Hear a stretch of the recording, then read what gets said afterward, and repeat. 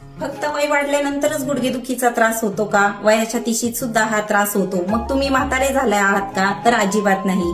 नमस्कार, मी Nandini health coach. 100 दिवस आरोग्याचे या सिरीज मध्ये आज आपला दिवस 25वा आणि आजचा आपला विषय आहे गुडघेदुखी, त्याची कारणे आणि त्यावरील उपाय.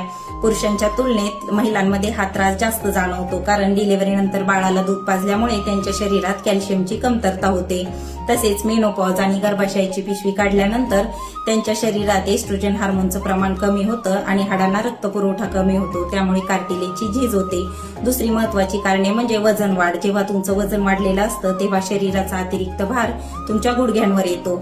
सांध्यांची झीज, संधिवात, तसेच व्हिटॅमिन डी, कॅल्शियमची कमतरता, गुडघ्यांमध्ये युरिक ऍसिडचे क्रिस्टल तयार होणे, चुकीचा व्यायाम किंवा व्यायामाचा अभाव, खूप वेळ एका जागी बसून राहणे किंवा जास्त प्रमाणात जिना चढ उतार करणे, ऍक्सिडेंट किंवा खेळामुळे लिगामेंट इंजुरी होणे, यामुळे तुम्हाला गुडघेदुखी होऊ शकते. मग यावर आपण कुठले उपाय करू शकतो? तर सगळ्यात महत्वाचं वजन कमी करणे, सायकलिंग, स्विमिंग, स्ट्रेचिंग किंवा गुडघ्यावरील स्पेशल व्यायाम करणे.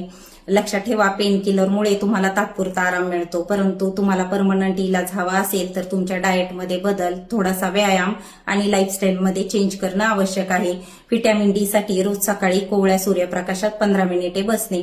मग आहारात आपण कुठले बदल करू शकतो? तर आहारात आपण कॅल्शियम आणि ओमेगा 3 अन्नपदार्थ घेऊ शकतो. तर दूध, डाळी, अंडे, पनीर, जवस, अक्रोड, हळीव, तिळाचे लाडू, मेथीचे दाणे याचा समावेश तुम्ही करू शकता.